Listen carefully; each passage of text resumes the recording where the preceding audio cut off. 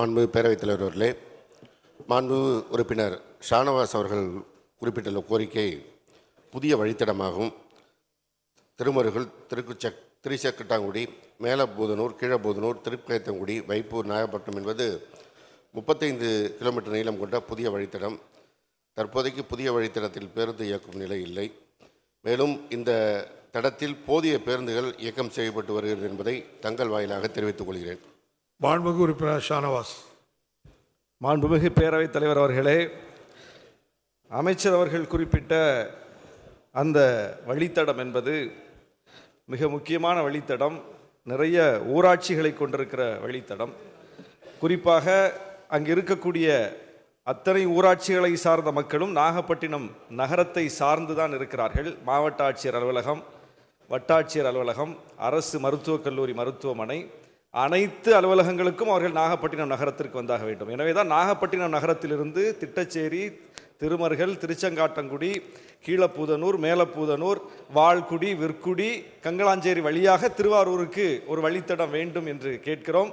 எனவே அமைச்சர் அவர்கள் பரிசீலித்து இந்த கோரிக்கையை ஏற்றுக்கொள்ள வேண்டும். ஏற்கனவே 75 ஆண்டு காலமாக கொத்தமங்கலம் என்கிற ஊருக்கு பேருந்து சேவையே இல்லை என்று அங்கே கிராம ஊராட்சி கூட்டத்தின் போது மக்கள் சொன்னார்கள். உங்களிடம் வந்து சொன்னேன்.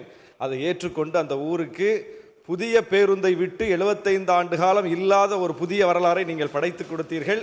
அதுபோல இந்த கோரிக்கை உங்களிடம் வைக்கப்பட்டிருக்கிறது. இதை நீங்கள் நிறைவேற்றி தர வேண்டும் என்று கேட்டுக்கொள்கிறேன். மாண்புமிகு அமைச்சர்.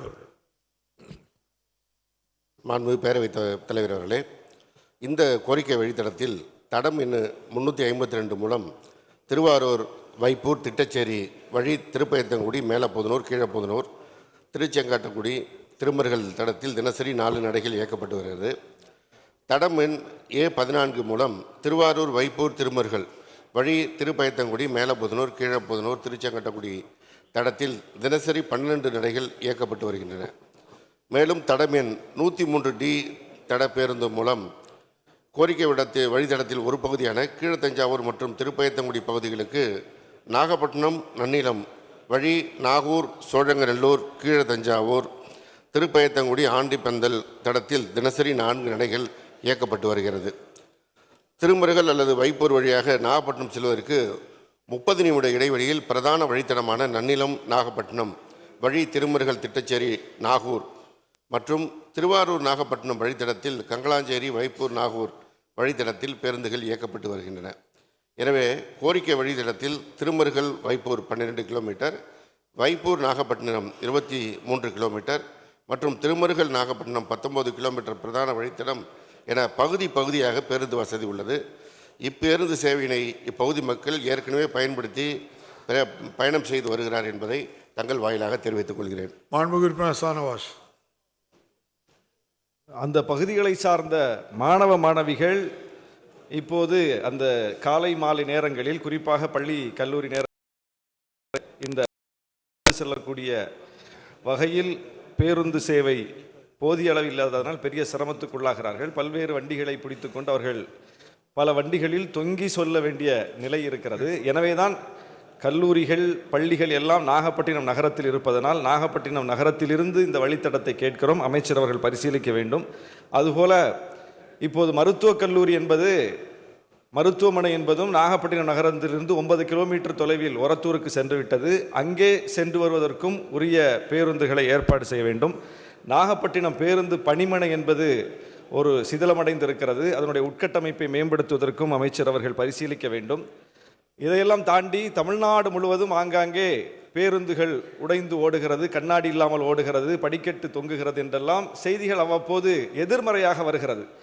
அது பழுதாகி பணிமனைக்கு கொண்டு செல்லக்கூடிய படத்தை கூட அவ்வப்போது அப்படி பிடித்து ஊடகங்களில் செய்தியாக்குகிறார்கள்.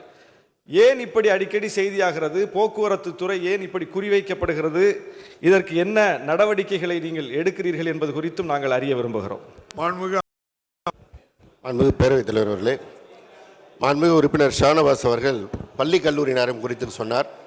அவற்றுக்கெல்லாம் உடனடியாக தீர்வு காண வேண்டும் என்பது மாண்புமிகு தமிழ்நாடு முதலமைச்சர் அவருடைய உத்தரவு. அதிலும் குறிப்பாக மாண்புமிகு முதல்வர் அவர்கள் பொறுப்பேற்ற பிறகு கொரோனா காலத்திலே தனியார் பள்ளியிலே படித்த மாணவர்கள் எல்லாம் அரசு பள்ளிக்கு மாறிய சூழலில் அரசு பள்ளி மாணவர்களுக்காக புதிய பேருந்து சேவை கூடுதலாக தேவைப்பட்டது. அதற்கு அடுத்த ஆண்டு புதுமை பெண் திட்டத்தில் மாணவிகளுக்கான கல்வி உதவித்தொகையை மாண்புமிகு முதல்வர் அவர்கள் அளித்த பிறகு அரசு பள்ளிகளில் மாணவிகளுடைய எண்ணிக்கை அதிகரித்ததால் அங்கே கூடுதலாக பேருந்து வசதி தேவைப்பட்டது. அவையும் செய்து கொடுக்கப்பட்டன.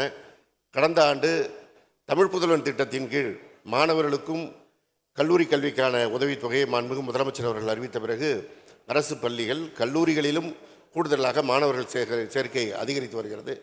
இதற்கேற்ப அங்கங்கே இருக்கின்ற வழித்தடங்களில் நேரமாற்றம் செய்து கல்லூரி பள்ளிகளுக்கு அளவிற்கு பேருந்து வசதிகள் ஏற்பாடு செய்யப்படுகிறது. மாண்புமிகு உறுப்பினர் சகோதரர் ஷானவாஸ் அவர்கள் குறிப்பிட்ட அந்த பள்ளி கல்லூரி நேரத்திற்கு ஏற்ப அந்த வசதி செய்து தரப்படும். அதேபோல் நாகப்பட்டினம் மருத்துவக் கல்லூரிக்கு கூடுதல் பேருந்து வசதி கேட்டிருக்கின்றார். இப்பொழுது கோரிக்கை வைத்திருக்கிறீர்கள். விரைவாக அதற்கான நடவடிக்கை எடுக்கப்படும் என்பதையும் தெரிவித்துக் கொள்கிறேன். அதேபோல் பழைய பேருந்துகள் இயக்கப்படுகிறது என்ற செய்திகள் வருகிறது என்று சொன்னார்கள். கடந்த காலத்தில் ஓடிய பேருந்து கயிறு வைத்து கட்டப்பட்ட அந்த ஃபோட்டோவெல்லாம் எடுத்து இப்போ போட்டு ட்ரெண்ட் பண்ணுறதை சில ஐடிவிங் செய்து கொண்டிருக்கிறார்கள். நாங்கள் செல்வராஜ் அண்ணன் கையை கொஞ்சம் பேசாமல் இருங்க. நீங்கள் ஏந்திரிக்கும் போது பேசுங்க, உட்காந்துட்டு பேசாதீங்க. அதெல்லாம் ஃபேக்ட் செக் டீம் மூலம் பேரவையின் அனுமதியுடன் வினாக்கள் விடைகள் நேரம் நீட்டிக்கப்படுகிறது. ஃபேக்ட் செக் செய்யப்பட்டு எவை பழையவை எவை புதியவை என்பதை செல்வராஜ் உட்காருங்க. அது நடந்த விஷயத்தை சொல்றாங்க, கேட்டுட்டு இருங்க. அமைச்சர் செல்லூர்ராஜ் தேவையில்லாம வண்டியில ஏறாரு. அமைச்சர் பேர் சொல்லுங்க. நான் மறுபடியும் தெர்மோகோலுக்கு போக வேண்டியது வந்துடும். நம்முடைய மாண்புமிகு முதலமைச்சர் அவர்கள் பொறுப்பேற்ற பிறகு புதிய பேருந்துகள் வாங்குவதற்கு நிதி ஒதுக்கப்பட்டு இதுவரை 3004 பேருந்துகள் மக்கள் பயன்பாட்டிற்கு வந்திருக்கிறது. இதில் லோ ஃப்ளோர் பஸ் என்கின்ற அந்த பேருந்து 589 பேருந்து புதிய டெண்டர் விடப்பட்டு கூடு கட்டுகின்ற பணி நடைபெற்று கொண்டிருக்கிறது. ஏப்ரல் மாதத்திற்குள்ளாக வர இருக்கின்ற அந்த பேருந்துகளுடைய எண்ணிக்கை 2232. இவையல்லாமல் டெண்டர் நிலையில் இருக்கின்ற பேருந்துகள் 1614 பேருந்துகள். அதில்லாமல் KFW என்கின்ற ஜெர்மன் வங்கி நிதியுதவியுடன் வாங்கப்பட இருக்கின்ற எலக்ட்ரிக் பஸ்ஸானது 500 பேருந்துகள் வர இருக்கிறது. இதல்லாமல் MTCயில் டெண்டர் விடப்பட்டு எலக்ட்ரிக் பஸ் வருவதற்கு வருகின்ற மார்ச் மாதம் 500 பேருந்துகள் வர இருக்கிறது. அது இல்லாமல் இன்னும் 500 பேருந்துகளுக்கு இப்பொழுது டெண்டர் விடப்பட்டிருக்கிறது. எனவே படிப்படியாக கடந்த காலத்தில் பேருந்து வாங்கப்படாமல் இருந்து பழைய பேருந்துகள் ஓட்டுகின்ற சூழ்நிலை இருந்த பேருந்துகளை எல்லாம் மாற்றிக்கொண்டிருக்கின்றோம். குறிப்பாக ஒன்றிய அரசு 15 ஆண்டுகள் ஓடிய பேருந்துகளை அகற்ற வேண்டும் என்று சொல்லியிருக்கின்ற நிலையில் அந்த பேருந்துகள் எல்லாம் இப்பொழுது படிப்படியாக மாற்றப்பட்டு கொண்டிருக்கிறது. கடந்த காலம் போல இப்பொழுது இந்த புகார்கள் இல்லை. ஏதோ மாதத்திற்கு ஒரு புகார் எங்கேயோ ஒரு இடத்துல அந்த பணிமனையில் இருக்கின்ற ஊழியர்களுடைய தவறால் சரியாக கவனிக்கப்படாமல் அந்த பேருந்துகள் வந்தால் அவர்கள் மீதும் நடவடிக்கை எடுக்கப்பட்டு வருகிறது என்பதை மாண்புமிகு உறுப்பினர்களுடைய கவனத்திற்கு கொண்டு வருகின்றேன்.